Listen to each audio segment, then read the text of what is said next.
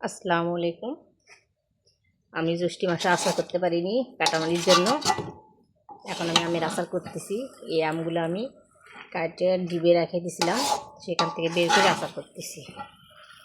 আচার আমার প্রায় হয়ে গেছে। এখন একটু তেল ছাড়লে এটা আমি নামিয়ে নেবো। এখনও তেলটা ছাড়িয়ে তেল ছাড়লে নামাবো। আচারের তেল ছাড়িয়ে দেওয়া শুরু করে দিয়েছে। আর এই আচারটা কিন্তু আমি গুড়ের আচার করতেছি, চিনি দিয়ে করতেছি না। দেখুন তেল ছাড়ছে।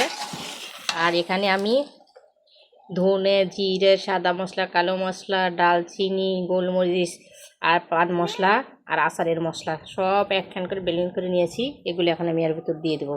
শুটা মরিচের গুঁড়া এটা দিয়ে কিছুক্ষণ নাড়াচাড়া করে নামিয়ে নেব।